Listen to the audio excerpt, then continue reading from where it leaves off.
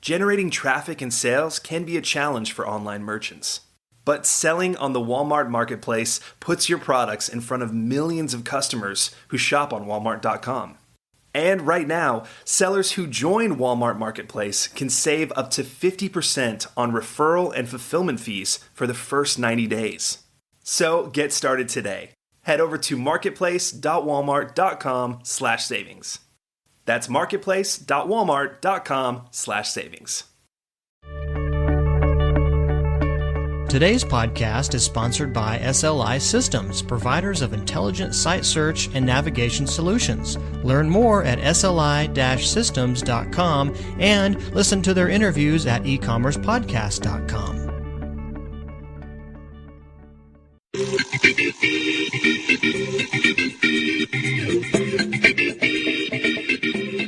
Welcome to the E-Commerce Conversation with Pat Callahan, a weekly podcast focusing on e-commerce topics, featuring interviews with prominent people in the e-commerce space. And now let's move right on over to Pat to see who he has queued up for this week's interview.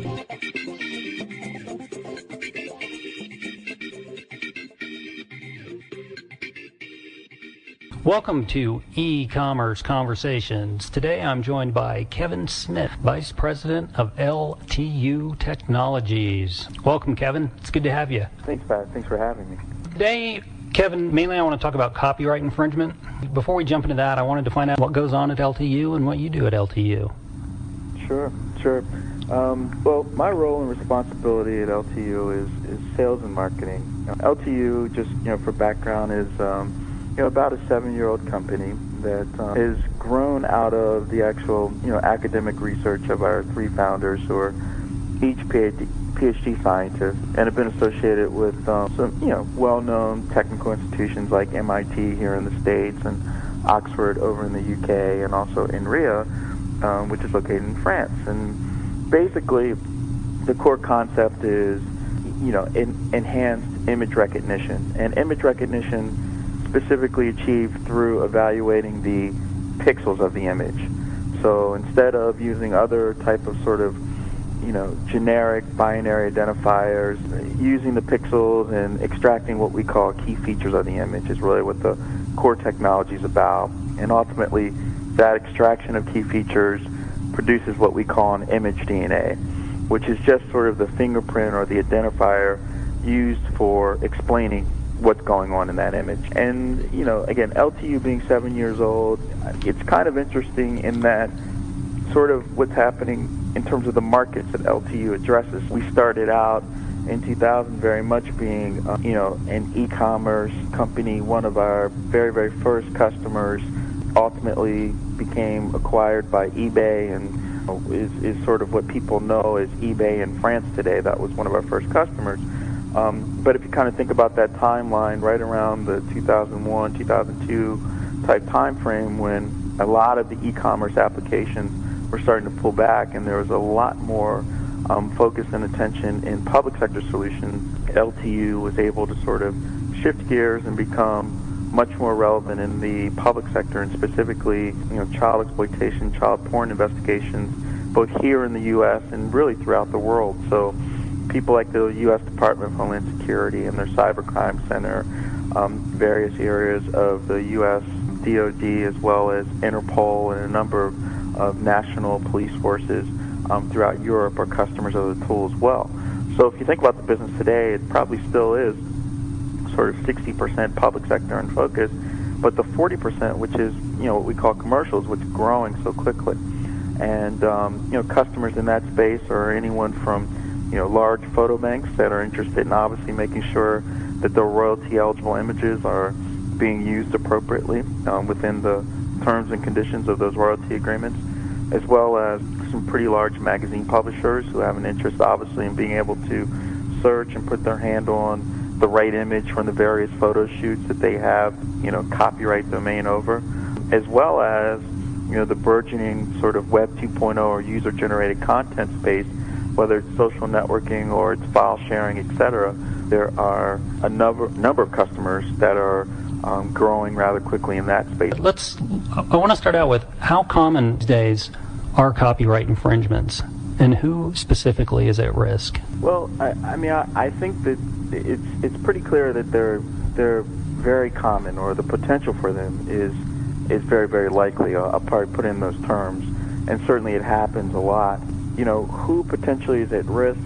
Largely anyone that has and the portion of the copyright problem, obviously, that we address is around the image, but any organization that the core assets, the real value in the organization, are visual assets, are potentially at risk for some type of copyright infringement.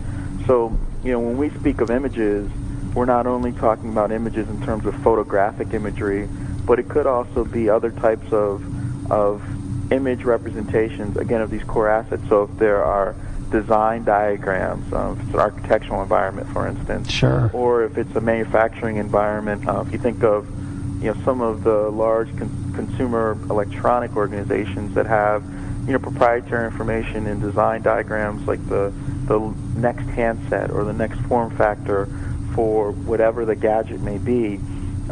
Certainly, as those things are in development, it's very important that that development information would not get out into the wrong hands for threat of potentially it being knocked off and sold as a white label version of the branded, or even that competitors may get wind of exactly what you're up to and launch something that would be very similar or at least directly competitive. So there are a myriad of people and organizations that are extremely at risk around copyright infringement, and then even some of the more common things that we may think about, just even logo infringement. Sure. And brand identity and maintaining that is obviously a big concern for all organizations. So it's really an issue that I think is fairly universal in scope, if you will. I would agree completely. It seems like there's an enormous amount of, for lack of a better word, things that you need to keep an eye on. How can businesses protect themselves? I guess there are a number of things that can be done. Some of them involve, obviously, technical solutions. A lot of it comes down to leveraging the technology inside of a process that makes sense. So there are some large copyright holders, visual asset holders, photo banks and so forth that, do web crawling exercises. They point at certain URLs where they believe it's highly likely that some of their images may be currently, being used outside of the copyright agreement, and they go to those sites, crawl, and basically attempt to build cases. And many times, those cases aren't necessarily designed to file a lawsuit against this person. More times than not, many of these cases really amount to sending notifications, basically sort of a friendly reminder, we found this image on the site, we believe it to be one of our copyright images, basically, would you kindly take it down, type of deal. And then if you don't, then obviously, other measures may take place. But typically it's that kind of thing. Likewise, there are a lot of internal controls that CSOs, chief security officers, compliance officers, and so forth, that sort of work as, if you will, an extension of sort of the legal group within many corporations, attempt to put in place that basically are filters or identifiers to know what documents, image-related content, etc., is being moved on and off of the network. So sort of enterprise-wide tools to monitor the flow of information that's coming on and off of the network.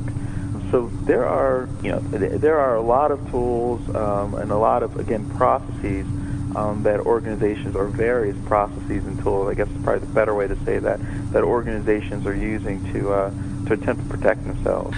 So let's talk a little bit about social media, Web 2.0, content sharing. Social networks are huge, obviously, very popular. How can online businesses protect and profit from their copyrighted material? Well, that is sort of one of the big, if you will, golden questions that's going on, or that's being sort of worked out. And and the right answer is that there isn't a single, business model or answer to that question. There are a number of them. There are obviously some pretty large content owners that are taking the stance that they're going to, pursue lawsuits against file sharing locations like YouTube or other big names.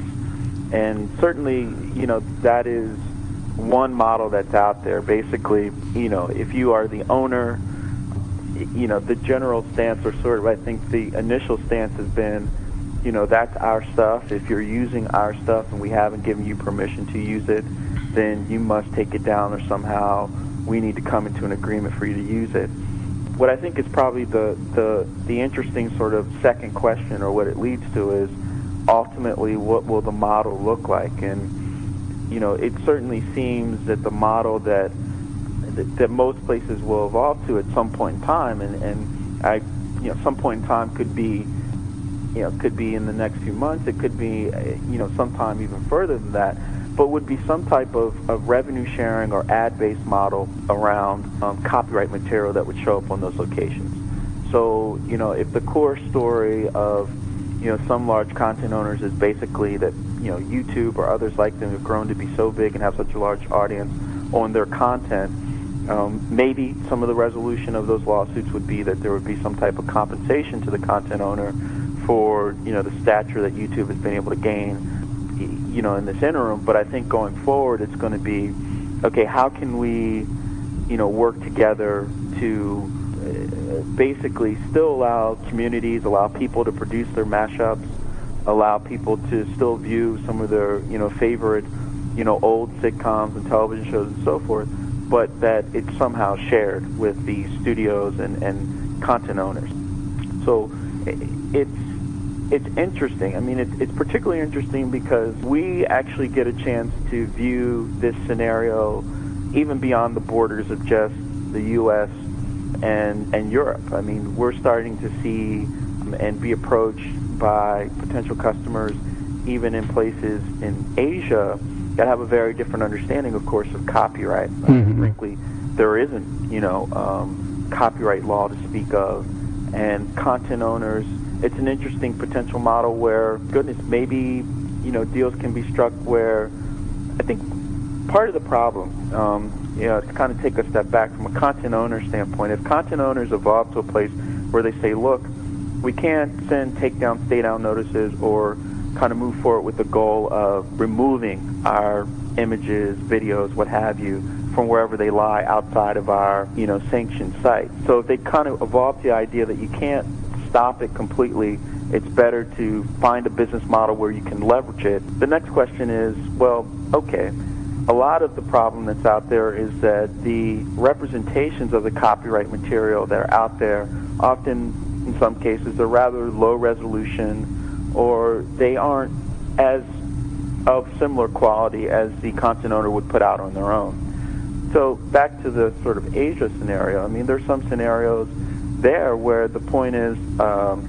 maybe certain sites that have large hosting or do a lot of file sharing, video sharing, others would basically identify these images as, it's owned by Universal or it's owned by fill in the blank, and then notify those folks and do partnering where basically Universal would replace, this full run of episode 3 of your favorite sitcom X that's in really poor quality because it has been, again, pirated from another site. Replace it with the original run so you can increase the quality. People would actually want to see it, and obviously with eyeballs infers advertising revenue. And it's just one sort of, broader example, but what's become interesting is how, some of these locations in Asia may be potentially sort of previews, testing areas. Sure.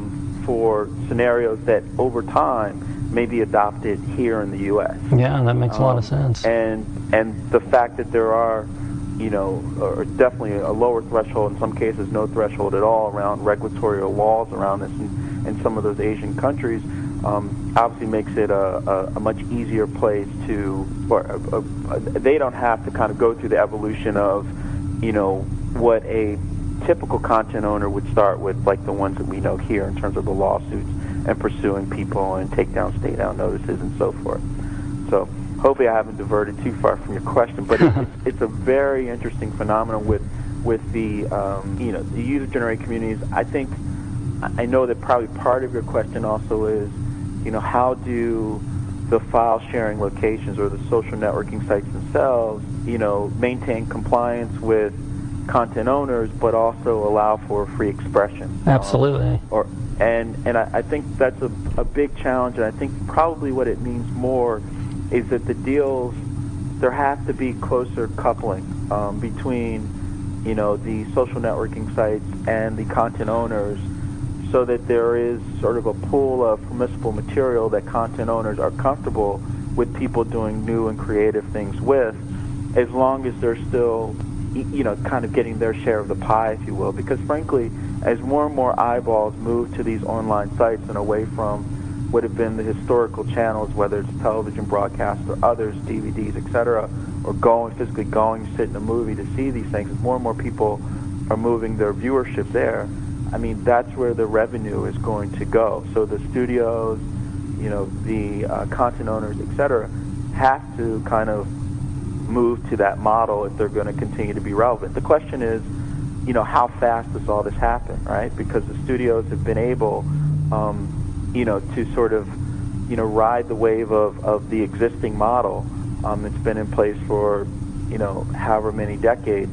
And so it's a little bit of now they're really sort of being shaken in a big way. It's not that before they could have thought of it as it was small, it was something that was, years off, or we'll keep an eye on that, it might mean something, but we're going to keep getting this great revenue that we've gotten through our historic channels. We're not going to worry too much about it. Now, YouTube is big, and they get a lot of press around it, and they've kind of brought it to the forefront of everyone's attention, but there are a number of places that similar types of file sharing, unique types of things are happening. So to me, that's a challenge. I may not have even sort of fully answered your question, more just pointing out some of the challenge, but I think that is the kind of the core challenge of the social networking or the file sharing site, is to couple closer with content owners and find ways that you can create a business model so that you don't lose your community. You don't lose your users ultimately. Kevin, I really want to thank you for your time. Sure, I appreciate it. And again, that's Kevin Smith, Vice President with LTU Technologies, and can be found online at www.ltutech.com. Kevin, thank you very much. You're very welcome. Thank you, Pat. That's all the time we have for this week's e-commerce conversation with Pat Callahan. I hope you enjoyed it. Tune in next week for another new episode to find out who Pat will be speaking with.